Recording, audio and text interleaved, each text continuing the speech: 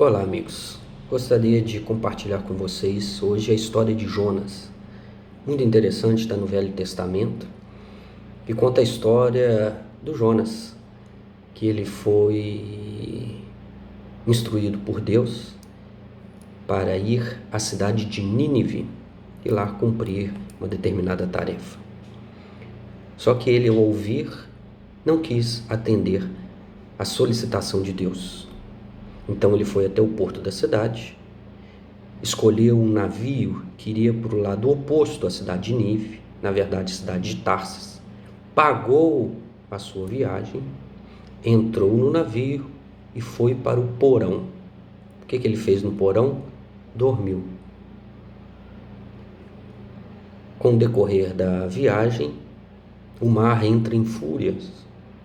Então o capitão do navio, assustado, começou a ficar preocupado sobre as suas vidas e o barco, o que poderia acontecer com ele. Jogou lá os seus sortilégios para buscar saber da espiritualidade, das forças maiores, o porquê daquela tormenta. Então ele desceu até o porão, cutucou o Jonas, que estava dormindo, e perguntou para ele: quem é você? De onde você vem? Qual o seu objetivo? Ele falou o seu nome, falou que adorava o Senhor Deus, que era hebreu, e que aquela tormenta tinha como único causador ele mesmo, que eles poderiam pegá-lo, jogá-lo ao mar e a tormenta iria passar. Eles então pegam a Jonas, jogam no mar, a tormenta acalma e ele entra na boca de um grande peixe. Não sei se era baleia, mas era um grande peixe. Fica por 3 dias e depois o peixe o vomita na terra novamente. Dentro do peixe ele faz uma oração para Deus. Ele faz um acordo. Ele conversa com Deus e aceita cumprir a sua tarefa de ir a Nínive. E a história continua. Mas é interessante 2 aspectos que eu gostaria de destacar a respeito de Jonas, que tem tudo a ver com a nossa quarentena por causa do coronavírus.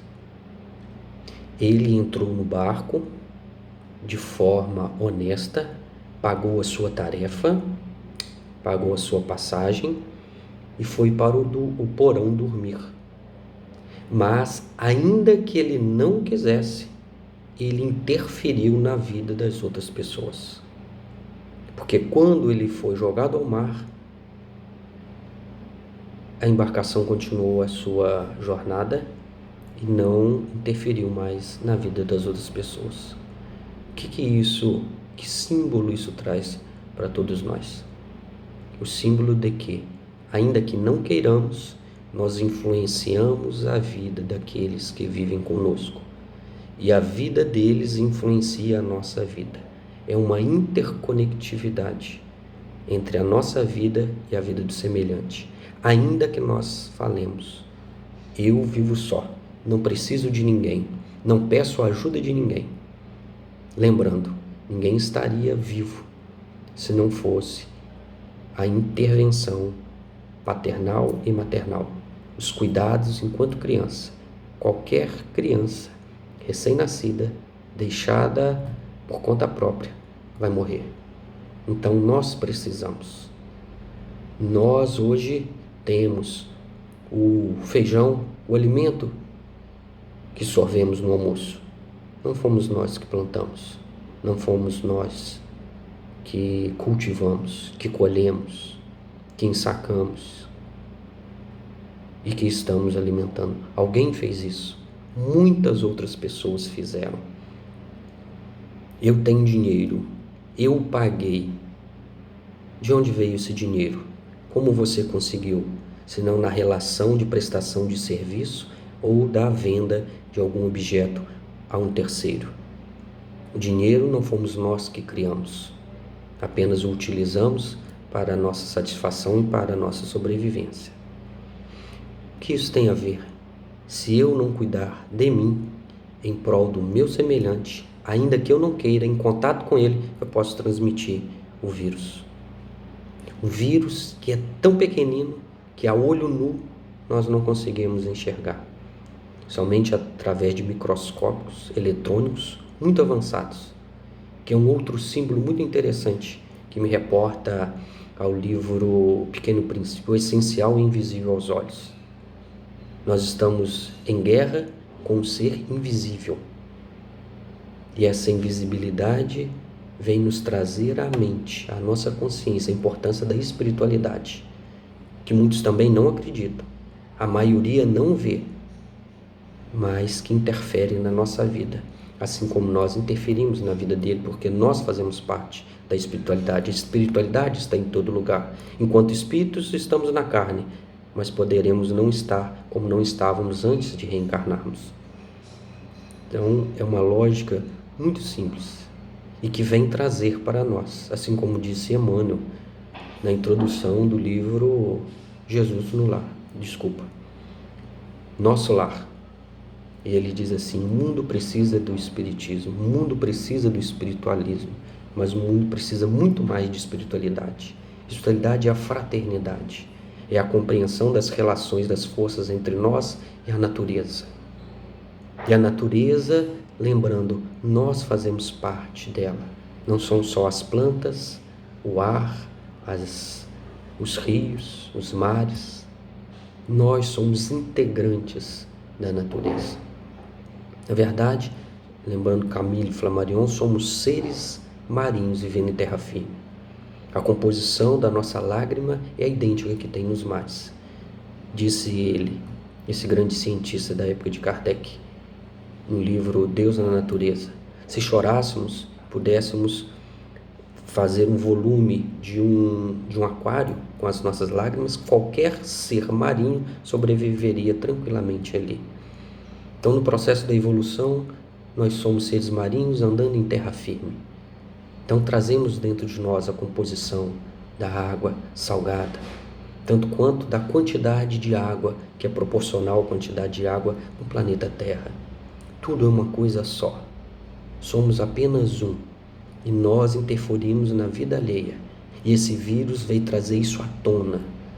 Veio trazer com grande destaque de que, ainda que não queiramos, nós interferimos na vida dos outros. E que precisamos desenvolver uma questão da energia, do pensamento, do sentimento sem toque físico. Isso é exercício. Não é simples, não é fácil, mas é possível. E a vida está nos convidando a isso. Qual outro aspecto da história de Jonas eu gostaria de destacar? Quando ele entra para dentro do grande peixe. Nós somos Jonas e precisamos entrar dentro da nossa consciência, que pela ciência estudada há mais de século, por Freud, por Jung, nós aprendemos que a nossa consciência, a nossa mente, para falar especificamente, é dividida em consciente, consciente e superconsciente.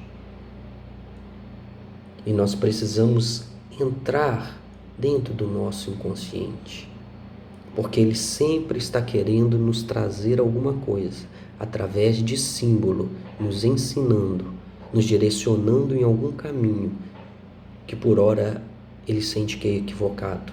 É a voz da divindade, é a voz da centelha divina, é o Espírito conversando com a nossa personalidade, a minha que se chama Roberta, que teve início, que estou vivendo, mas que vai morrer. Meu CPF não vai existir mais. Eu terei outra personalidade. Eu terei outra forma de me identificar na sociedade espiritual em que eu vou estar inserido.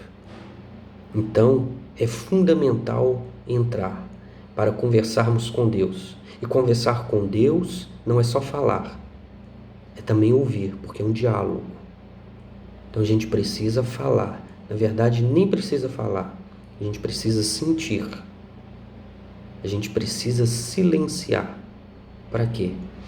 Para que a gente possa ouvir através da simbologia da vida, através de todas as circunstâncias, de todos os instantes da nossa vida, vem nos mostrar, ou mesmo através dos sonhos, um roteiro para nós. E depois vamos ser cuspidos, ou seja, nós vamos voltar à realidade, vamos voltar à vida da normalidade, à operacionalização, ao trabalho, à vida social, às escolas, ao dia a dia, ao corre-corre, mas que estejamos diferentes. Esse é o grande convite desse período de quarentena que todos nós estamos passando.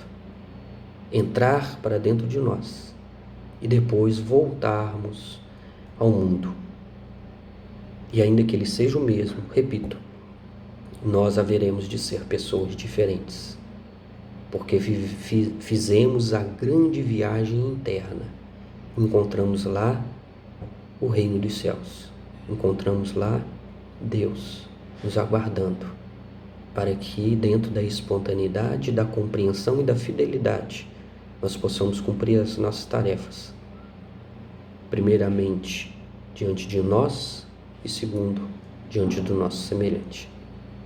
Muita paz.